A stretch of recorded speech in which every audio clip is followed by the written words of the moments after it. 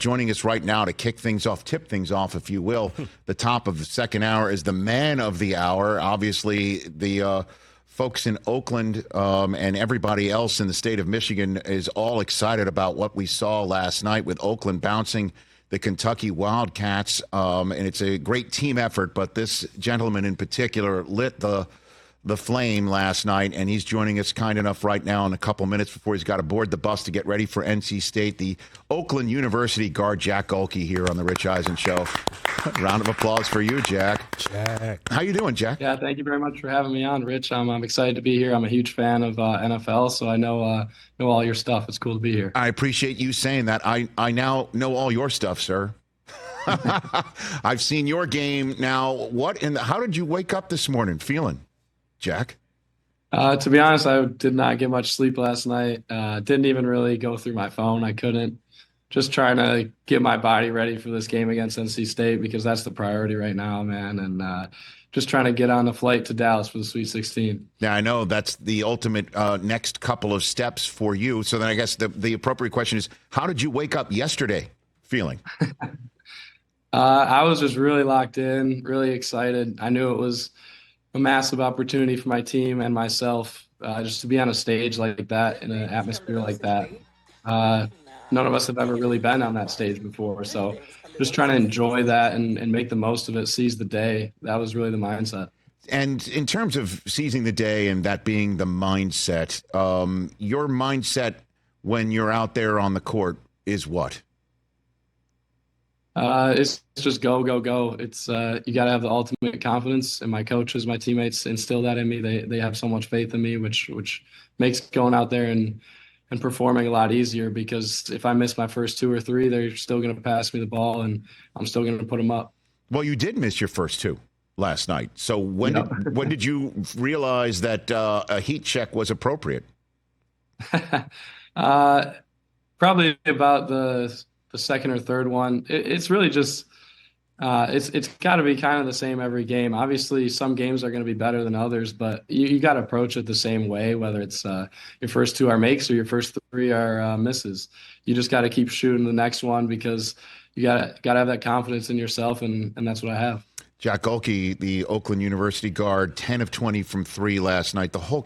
Jack, the whole country is legitimately talking about you right now. Are you aware of that? Not really. None of that has really set in, and I don't think it really will until our run's over. Hopefully it's a while from now, but I'm just, like I said, I love my teammates so much. I'm just trying to be locked in on this next game and try to make this run last longer, because I just want to spend more time with my guys. Well, then, if you don't mind, I'd love to spend a little bit more time with you about you, and in terms of that, I learned you were a Pewaukee High School graduate because I follow J.J. Watt on Twitter. How'd this tweet hit you, Jack? How'd the J.J. Watt tweet hit you? Yeah, that was pretty cool for sure. Obviously, everyone from Pewaukee, Wisconsin looks up to JJ. He's had a tremendous career, him and his brothers too. Just really cool, and I'm super close with one of his best friends from home, Taylor Jansen. So I know a lot about JJ, and just seeing that was really cool. A Pewaukee legend for sure. Did you just wake up and see that on your phone? Somebody sent that to you? How'd you find out that JJ's shouting you out?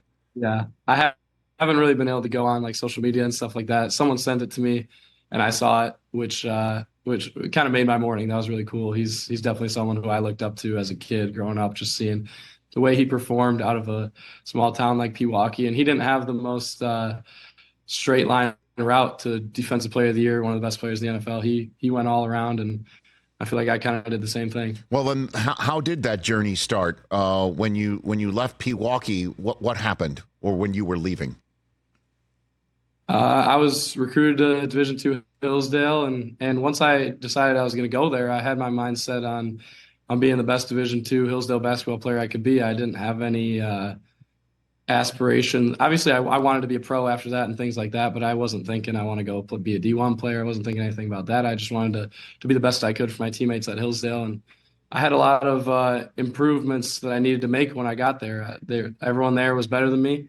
And it took me a little while, but I needed to spend a lot of time in the gym to keep getting better and and get to the point where I was ready to make a real impact on the floor. And is it true? And again, we're hearing stories about you, Jack, that you were driving to make ends meet or get some extra cash or anything like that? You're doing stuff. No, like yeah, I'm not sure. I'm not sure who made up that story. That's not true. I definitely had summer internships and things like that, but I was never doing those type of things. Okay, so it's amazing, right? How when fame finds you, that things get said about you or written about. So that's not true. What internships did you have? I worked at a great company. Shout out to them, Pella Northland in Minneapolis, and I lived up there for 2 summers doing a finance internship. I'm sure the internet will run with that, but I worked for them and worked remotely during the school year while I was working out and doing class and all that stuff, just trying to kind of cement myself in the business world as well. And they really taught me a lot, and I learned a lot about business and things like that. And so when did you decide to see at what, I guess, age 22, 23, to see what you could do with one more year? When did that happen? Yeah, as soon as the NCAA granted the COVID year, I knew, just because of how much I love playing basketball, I knew I wanted to keep playing, and I knew I was going to graduate with my accounting degree, so I wanted to try to get my master's of business. And Hillsdale didn't have a program for that, so I figured I might as well try to jump up and see what happens. And Oakland was just a really good fit. Coach Campy came calling right away. He's good friends with my coach from Hillsdale, Coach Tharp, and it all kind of just worked out from there. I had the play style that Campy wanted, and I was able to come in and help this team. It's been a great run so far. Yeah, where'd the guns holsters come from? Is that a usual thing for you, or what? What about that, Jack? Yeah, I don't know. I feel like I saw Russell Westbrook do it a while ago. I don't know if I really stole it from him, but I definitely started doing that this year. I don't really know why. And then the shrug. You gave us the Jordan shrug, Jack. The shrug. I think that's being misinterpreted. That was okay. I don't want to sound like I'm complaining, but I thought I was getting fouled a couple of times out there. So I was more so looking at the ref like, can I get a call? Oh, yes. Yeah. Okay. All right. So it wasn't the Jordan shrug. It was the just general, what's up with that? Yeah. Can I get a call? Okay. Nice. You want respect, Jack Gohlke. You want respect. Exactly. Okay. Well, I think you have earned it. What's with not trying the twos? You just not interested in 2-point shots, Jack? Only 8 of them on the. I mean, what's up with that? I used to. I'm telling you, I told my teammates, told my coaches, I used to shoot twos back in the day, last year even, but they don't really believe me. That's just my role on the team this year, to be the threat from 3 and to open things up for everybody else in all areas around the court. Other than that, because sometimes, like you saw last night, towards the second half, it kind of becomes 4-on-3 for the rest of my guys, and we're going to win every game if we're playing 4-on-3. So I got so much faith in them. So if, say, a coach wants to have somebody whose job it is to put up 347 threes in a year, you're the man. Is basically it. That's it. I'm the man. Call me. Okay, there it is. Look at those numbers. That's kind of crazy, man. That's kind of crazy, and I'm so happy for what you and your teammates were able to pull off in front of the whole country and everybody talking about it. So I'd love to, in the final minute I have with you here, Jack, because I know you got to hop on a bus to get ready for your next game. What are you talking about in your locker room about what's in front of you and what you can accomplish here?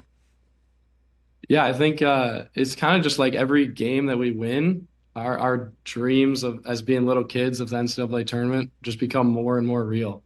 So it's just almost locking in more after each win. We're obviously going to celebrate, and we enjoyed it a little bit last night, but I mean, we're going to get to practice today, and we're going to lock in for an hour and a half, focus up on NC State and learn them as best we can in one day. And once we go out there on the floor tomorrow, like I said, we just got to seize that opportunity, because these chances don't come around very often, and when they do, you got to make the most of them. And what would the kid from Pewaukee in that photograph from J.J. Watt that he posted say about last night's performance for you, Jack? What would that kid say?